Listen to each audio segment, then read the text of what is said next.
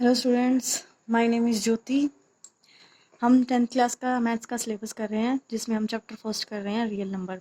मैंने एक वीडियो पहले भी डाली है इंट्रोडक्शन की, उसमें कुछ थोड़ा सा पार्ट बचा हुआ है इंट्रोडक्शन का।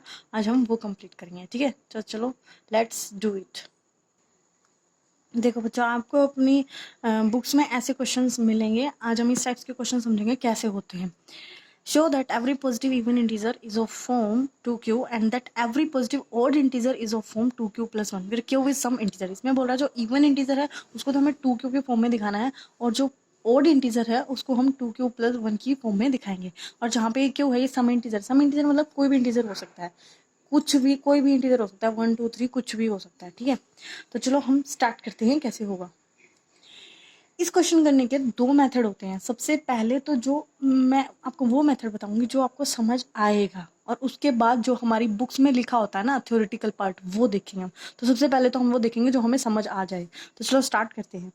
मैं इंटीजर ले लेती हूँ, यहाँ पे अपना सॉल्यूशन स्टार्ट हो रहा है, ठीक है। मैं इंटीजर ले लेती हूँ 1 2 3 4 5 6। ऐसे बहुत सारे इंटीजर होते हैं, मैंने ये ले लिया। अब मैंने यही क्यों लिए, इसमें इवन और ओड पूछ रहा है, तो मैं इसमें इवन अलग कर लेती हूँ और ओड अलग कर लेती हूँ। दोनों को अलग अलग देखेंगे, ठीक है। इवन हमारा कौन कौन है, हमारा इवन है 2 4 और 6, और ओड है हमारा 1 3 और 5, ठीक है। अभी हम इन्हीं पे ट्राई करेंगे कैसे होंगे। अब देखो हमारा 2 क्यों है, तो मुझे यहाँ से ये तो पता चल गया कि मेरा जो डिवाइजर है ना वो 2 है। डिवाइजर की वैल्यू है हमारी 2।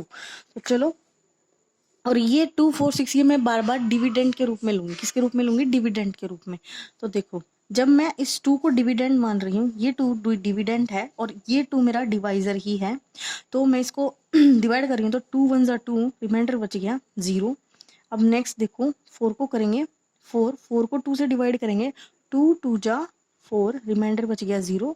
अब मैं ये 6 डिविडेंड ले रही हूँ और मेरा डिवाइजर है 2, 2 3 जा 6, रिमाइंडर बच गया 0। अब ध्यान से देखो, मैं इसको जो हमने लेमा पढ़ा था ना, वो वाला लेमा यूज कर रही हूँ। हमारा लेमा क्या कहता है, हमारा लेमा क्या कह रहा है, हमें हमें बताता है कि a is equal to B Q plus R, जिसमें हमारे b की वैल्यू हमारी 2 और जो a की वैल्यू है वो ये अंदर है ना, ये वाले हमारे सारे a की वैल्यू। तो देखो अगर मैं इसको देखूं तो ये क्या है, मेरा 2 की वैल्यू, a की वैल्यू है 2, डिवाइजर है 2, b की क्यू की वैल्यू है इसमें 1, और मेरा रिमाइंडर है 0। इसके लिए मैंने लिख दिया। ये किसके लिए है, इसके लिए लिखा मैंने। अब मैं इसके लिए, ये मैंने इसके लिए लिखा है, अब मैं ये इसके लिए लिख लूँगी। ये हमारा लेमा है। अब इसके लिए क्या होगा, मेरी इसमें a की वैल्यू है 4 और मेरा डिवाइजर है 2, क्वोशंट है 2, रिमाइंडर है 0। अब यहाँ पे भी देख लो आप कि 6 is equal to 2 cross 3 plus 0। I hope आपको समझ आया होगा ये प्लस का निशान है, ठीक है।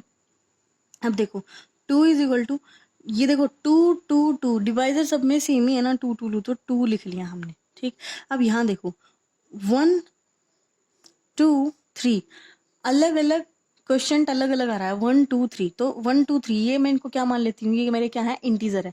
इसने बोला ना क्यों, सम इंटीजर, तो मैं इसको इंटीजर मान लेती हूँ। तो ये मानना क्या, ये है ही इंटीजर, तो हम इसको क्यों मान लेते हैं, क्या मानते हैं, क्यों। तो 2 क्यों, मैंने 1 की जगह क्या लिखा है, क्यों लिखा है, और प्लस में 0। अब 0 तो किसी में भी ऐड हो जाए तो वापिस वह नंबर ही बच जाता है, ये 2 क्यों बच गया। अब ये भी ऐसे ही होगा, 4 is equal to 2 Q plus 0, और ये भी ऐसे ही आ गया 2 क्यू। मैंने अब 2 की जगह क्या लिखा है, क्यू लिखा है, क्योंकि क्यू क्या है, इंटीजर है। ये इंटीजर है, तो मैंने इसको जनरल फॉर्म में लिख लिया कि ये क्या है, इंटीजर। क्यू की फॉर्म में मैंने मान लिया। मैं इसको भी ऐसे लिख रही हूँ 2 क्यू प्लस 0, तो ये क्या आ जाएगा, 2 क्यू। अब देखो 2 4 6 क्या है, इवन नंबर है, और सब किसकी फॉर्म में आ गए, 2 क्यू की फॉर्म में आ गए, इसकी फॉर्म में आ गए, 2 क्यू की फॉर्म में आ गए हैं, ठीक है। अब हम ओड को लेके चलते हैं। ये 1 3 और 5 है ना, ये हम क्या मानेंगे, डिविडेंड मानेंगे।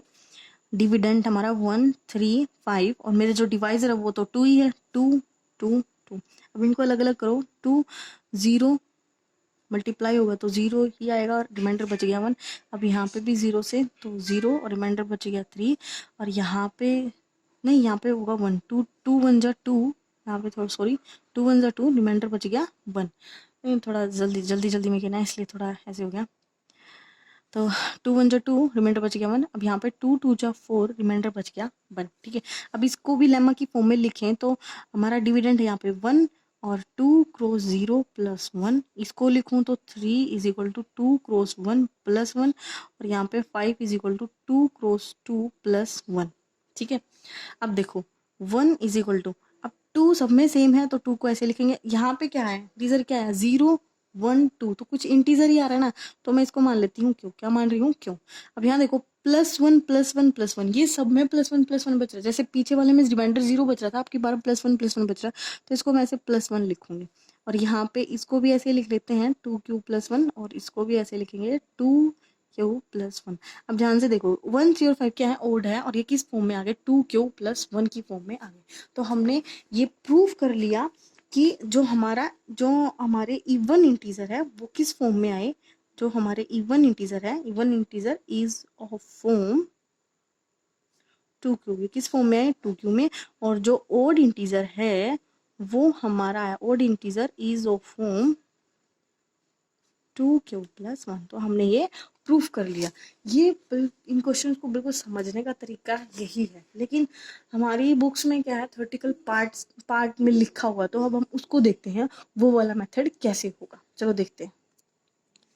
Late A B positive integer, मैं पॉजिटिव को लिख रही हूँ, पॉजिटिव इंटीजर, ए कोई पॉजिटिव इंटीजर है, एंड हमारी बी की वैल्यू, हम लेमा यूज करें तो ए और बी तो होना चाहिए ना, तो ए कोई भी इंटीजर मान लिया मैंने, कोई भी पॉजिटिव इंटीजर, और बी की वैल्यू क्या है हमारी 2 है, बी की वैल्यू हमारी क्या है 2 है, तो मैंने बी को लिख लिया 2। अब लेमा क्या कहता है, लेमा कहता है A is equal to B Q plus R, यहाँ पे मैं बी की वैल्यू लिख लेती हूँ 2q + r, यही आएगा। अब जो ये लेमा है उसमें आर की भी कुछ कंडीशन होती है, क्या कंडीशन होती है आर की, कि आर जो है वो 0 या 0 से बड़ा होगा और बी से छोटा होगा। तो इसमें भी तो इसके अकॉर्डिंग तो लिखेंगे 0 0 से बड़ा, और हमारा बी की वैल्यू हमारी क्या है 2, तो 2 से क्या होगा, छोटा होगा। तो यहाँ से मुझे पता चला मेरी आर की वैल्यू होगी 0 और 1, मेरी 2 वैल्यू होगी आर की, कौन कौन सी होंगी, 0 और 1। अब मैं ये 0 और 1 इस वाले में पुट करूंगी, ठीक है, इसमें put r is equal to 0, और एक बार मैं पुट करूंगी put r is equal to 1।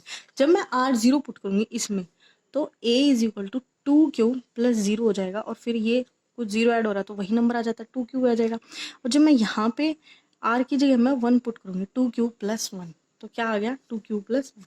अब ध्यान से देखो, ये तो क्या है 2 के मल्टीप्लाई में है q, तो 2 की मल्टीप्लाई किसी भी नंबर के साथ होती है तो वो इवन ही देता है, क्या देता है, इवन ही देता है। लेकिन यहाँ देखो, यहाँ पे है 2q + 1, 2 यहाँ पे तो इवन आएगा 2q + 1, लेकिन उस इवन में कुछ 1 जुड़ जाएगा तो ये आ जाता है ओड। तो ये हो गई इसकी इवन फॉर्म, और ये हो गई इसकी ओड फॉर्म। हमें अपनी बुक में ना, हमारी जो बुक्स में है वो हमें ऐसे ही करना है। आई थिंक आपको समझ आया होगा। अगर आपको ये वाला, मैं ये फिर से बता देती हूँ, जैसे 2 की मल्टीप्लाई, ये क्यों क्या है, कोई इंटीजर ही तो है, इंटीजर की मल्टीप्लाई कर लो 2 × 1 क्या आएगा 2 आएगा, 2 × 2 कर लो तो क्या आएगा 4 आएगा, 2 × 3 करोगे तो क्या आएगा 6 आएगा। तो 2 4 6 सारे क्या आ रहे हैं, इवन ही आ रहे हैं। अब हम इसको चेक करते हैं, 2 क्यों की जगह 1 रख लेती हूँ, प्लस में इसके क्या है 1, तो 2 यहाँ पे तो 2 आया, लेकिन प्लस में क्या है 1, तो ये बन गया 3। अब मैं मान लूँ क्यों को 2 मान लूँ तो ये होगा ऐसे। तो अब इसका क्या आएगा, 2 × 2 = 4 + 1, ये कितना आ गया 5 आ गया। तो देखो 3 और 5 ये क्या आ गए, ओड आ गए। तो हमें अपने जो हमारी जो बुक्स है ना उसमें ये वाला मेथड, थ्योरेटिकल पार्ट ज़्यादा यूज़ होता है, तो हमें ये वाला मेथड यूज़ करना है। आई होप आपको ये क्वेश्चन अच्छे से समझ आया होगा। अगर आपको ये वाला आ गया ना, ये वाला आ गया, तो आप ऐसे कितने भी क्वेश्चन पूछ लो आपसे, आप सभी बता सकते हो। ठीक है बच्चा, चलो हम नेक्स्ट क्वेश्चन देखते हैं। अब देखो एक ये वाला क्वेश्चन है, ये क्वेश्चन ना मैं सारे आपके एग्जांपल्स उठा रही हूँ, एनसीईआरटी के एग्जांपल्स हैं। तो देखो ये वाला क्वेश्चन भी बिल्कुल वैसा ही है, ऐसे फॉर्म्स में दिखाना है। तो देखो इसको कैसे करेंगे हम, वही सेकंड मेथड जो हमारा बुक्स में है ना, वही वाला लेम्मा लगा के यूज़ करेंगे। क्योंकि आप फिर कहोगे कि ऐसे तो हमें लिखना नहीं है अपनी नोटबुक में, टीचर्स ऐसे नहीं करवाते, तो हम वैसे ही करेंगे। ठीक है, लेट ए बी, उसी की तरह करेंगे, let A B positive integer, A को मैंने मान लिया पॉजिटिव इंटीजर मान लिया, ठीक है, और पॉजिटिव इंटीजर, और इसमें बोला है पॉजिटिव ओड इंटीजर बोला है, तो भाई इसको लिखना है ऐसे पॉजिटिव ओड इंटीजर। ठीक है, क्या लिखना है, positive odd integer. I hope आपको दिखाई दे रहा होगा ये पॉजिटिव ओड इंटीजर। और बी हमारा इसमें क्या है, वो बी की वैल्यू मेरी, ये जो क्यू के साथ होती है ना, ये हमारा डिवाइजर होता है, यही हमारी बी की वैल्यू होती है। तो मेरी बी की वैल्यू है 4, कितनी है 4। अब मेरा लेमा क्या कहता है, लेमा कहता है B A is equal to B Q + r। मैं इसमें वैल्यू पुट करूँ बी की, तो ये हो जाएगा A is equal to 4Q plus R, ये होगा। अब आर की क्या कंडीशन होती है, आर की कंडीशन होती है वो 0 या 0 से बड़ा होगा और डिवाइजर से छोटा होगा, मतलब बी से छोटा होगा। और यहाँ पे हमारा डिवाइजर क्या है, डिवाइजर मेरा है 4, तो आर की वैल्यू मेरी क्या आएगी, आर की वैल्यू मेरी आएगी यहाँ पे मेरी आर की वैल्यू आएगी 0, 1, 2 और 3, क्योंकि 4 से तो छोटी लेनी ना, 0 से लेके 3 तक लिख दिया मैंने।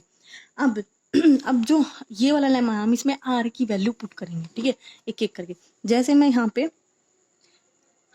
आर को मैं 0 पुट कर लेती हूँ, यहाँ पे मैं आर को 1, ऐसे अलग अलग पुट करके लिखेंगे, ठीक है। आर इज इक्वल टू 3, ये भी अलग है और ये अलग है, ठीक है। जब मैं आर को 0 पुट करूंगी इस वाली इक्वेशन में, तो ये हो जाएगा A is equal to 4Q plus 0, तो ये आ जाएगा A is equal to 4Q, ठीक है। जब मैं इसमें आर की वैल्यू 1 पुट करूंगी तो ये हो जाएगा 4Q प्लस 1। जब मैं इसमें आर की वैल्यू 2 पुट करूंगी तो ये ऐसा आएगा। और मैं इसको और क्या लिख सकती हूँ, ए इज इक्वल टू, इसमें 2 भी कॉमन आ रहा है तो 2 कॉमन ले लो, ये हो जाएगा 2Q प्लस 1। नहीं तो इसको ऐसे लिखने की जरूरत भी नहीं, क्योंकि 4Q प्लस 1 में ही जो जैसे क्वेश्चन में पूछ सके ना हम वैसे ही करेंगे। ये वाले मेथड हम और क्वेश्चंस में भी अप्लाई होंगे, जो एक्सरसाइज में ना उसमें होगा ऐसे कि हम कॉमन वगैरह लेंगे। अभी हमें निकालना है इसी फॉर्म में तो हम यही लेंगे। अब देखो A is equal to 4Q plus R की जगह क्या रखेंगे, 3 रखेंगे। अब आप सोचोगे कि क्वेश्चन में तो 4Q प्लस 1 4Q प्लस 3 है और मैम ने इतने सारे निकाल दिए, ये कैसे हो गया। अब देखो क्वेश्चन देखो ध्यान से फिर से, इसने क्या बोला, पॉजिटिव ओड इंटीजर। इंटीजर कैसा लेना है, ओड लेना है। कैसे लेना है, ओड। तो ओड में ओड मेरी वैल्यू क्या क्या आ रही है, अब देखो ओड वैल्यू क्या क्या आ रही है। अब जो मैंने लिखा था ना ये सही था, ये यूज ही हो जाएगा क्योंकि अभी आपको ओड और इवन भी बताना है। तो यहाँ पे देखो भले ये तो क्या है, ए इज इक्वल टू, इस 4 में से मैं 2 कॉमन ले सकती हूँ, मैं इसको लिख सकती हूँ 2 इंटू 2Q। इसमें क्या कर सकती हूँ मैं, 4Q को लिख सकती हूँ 2 इंटू 2Q और प्लस में 1, यहाँ पे लिखेंगे A is equal to 2 into 2Q plus 1, ऐसे ही हो सकता है। और ये वाला होगा 2Q प्लस 3।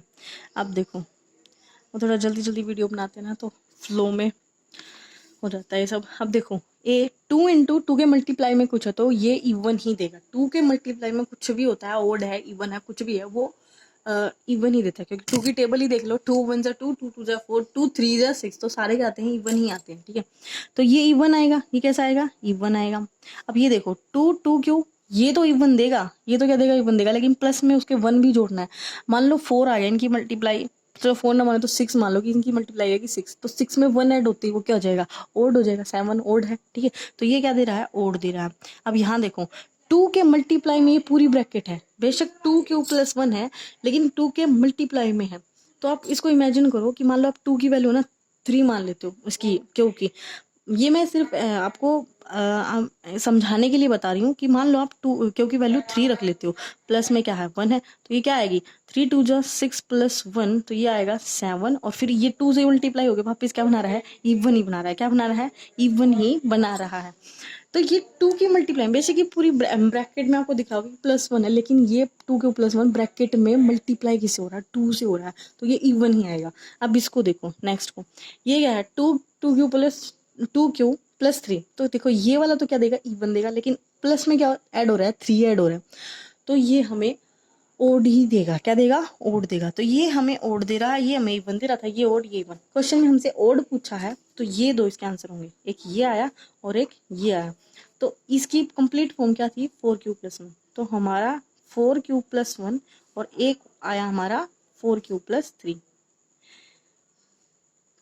और लगाते हैं, या तो भाई ये हमें 4Q प्लस 1 देगा या 4Q प्लस 3 की फॉर्म में देगा, ठीक है। आई होप आपको समझ आया होगा। चलो हम नेक्स्ट क्वेश्चन देखते हैं, ओके। अब आप ये वाला क्वेश्चन देखिए, ये भी आपका एग्जाम्पल भी है और आपका ऐसी एक्सरसाइज में क्वेश्चन भी है।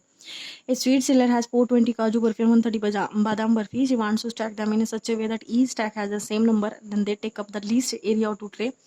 जो can be placed in. देखो ये क्या कह रहा है, एक मिठाई वाली है, वो 420 काजू की बर्फी और 130 बादाम बर्फी को एक ट्रे में रखना चाहती है। किस में रखना चाहती है, एक ट्रे में, और इस तरह रखना चाहती है उस ट्रे में कि ना उस ट्रे का मिनिमम एरिया यूज हो। मतलब इसने बोला ना यहाँ पे कि कौन कितना लीस्ट एरिया यूज हो, लीस्ट का मतलब कम, लीस्ट एरिया यूज हो उस ट्रे का। अब लीस्ट एरिया यूज होगा तो इसका मतलब मान लो कि ना यहाँ इतने में रखनी चाहती है वो, कितने में, इतने में रखना चाहती है, इतने में रखना चाहती हूँ उन बर्फियों को, दोनों टाइप्स की बर्फी को कम से कम एरिया में। अगर कोई किसी चीज को रखना चाहता है तो वो क्या करेगा, वो यहाँ पे जो गिनती में है ऐसे एक लाइन में वो ऐसे रखेगा अपनी बर्फियों को, ऐसे रखेगा ना। तो ऐसे जो वो रखेगा, जैसे मैं यहाँ पे काजू बर्फी रख रही हूँ, ठीक है, तो मैंने ये काजू बर्फी रख दी है, रियल में तो नहीं रखी है, वैसे लिख रही हूँ। तो जैसे एक काजू बर्फी के, तो वो क्या करेगा, यहाँ पे जो काउंटिंग्स होंगी ना ये बर्फियों की, ये ज्यादा कर देगा, ये ज्यादा करेगा, यहाँ पे ज्यादा आएंगी तभी तो कम एरिया लेगा ना, यहाँ पे ज्यादा, ऐसे एक एक लाइन में ज्यादा ज्यादा होंगी। देखो हर लाइन में होंगे सेम नंबर में ही बर्फी, जितनी यहाँ होंगी उतनी यहाँ होंगी। मतलब मान लो यहाँ 20 है तो यहाँ भी 20 होंगी, यहाँ भी 20 होंगी, सेम सेम ही होंगी, ठीक है। लेकिन वो क्या करेगा, उसको लीस्ट एरिया यूज करना है, तो वो क्या करेगा, एक लाइन में ज्यादा बर्फी रखेगा, ज्यादा बर्फी रखेगा ना। अगर वो सारी ट्रे यूज करनी होती तो वो खुली खुली, मतलब बिल्कुल गैप दे दे के बर्फी रखता है ना। अब उसको क्या करना है, लीस्ट एरिया यूज करना है, तो वो एक ही लाइन में ज्यादा बर्फी रखेगा। अब मैं बोल रही हूँ ज्यादा, ज्यादा का मतलब है मैक्सिमम, क्या करना है, मैक्सिमम। वो एक लाइन में क्या कर रहा है, मैक्सिमम बर्फी रखेगा। अब ये हमसे पूछ भी रहा है what is the number of that can be placed in each stack for is this purpose. वो अपने इस पर्पज को कंप्लीट करने, मतलब पर्पज क्या है उसका, लीस्ट एरिया में वो बर्फी आ जाए। तो अपने इस पर्पज को कंप्लीट करने के लिए वो एक स्टैक में कितने नंबर ऑफ बर्फी रखेगा। तो एक स्टैक में हमें ये तो पता चल गया कि एक स्टैक में वो ज्यादा से ज्यादा बर्फी रखेगा। ज्यादा से ज्यादा का मतलब है मैक्सिमम रखेगा। क्या रखेगा, मैक्सिमम बर्फी रखेगा।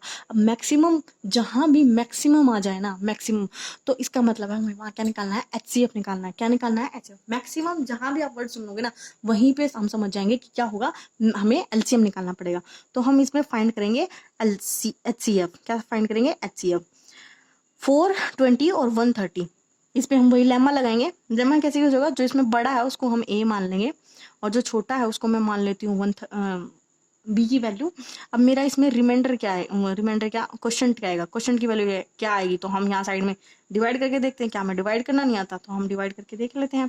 13 3 जा 390, तो रिमाइंडर आ गया 30। तो मेरा क्वेश्चन था 3 और मेरा रिमाइंडर आ गया 30, ठीक है। अब मेरा रिमाइंडर 30 नहीं आया तो मैं फिर से एक स्टेप और चलूंगी। अब की बार मेरे डिविडेंट और डिवाइजर क्या होंगे, 130 और 30। तो मेरा डिविडेंट हो गया 130 और मेरा डिवाइजर हो गया 30। अब मेरा क्वेश्चन क्या आएगा, हम फिर से डिवाइड करके देख लेंगे। अरे डिवाइड करना तो हमें आता है।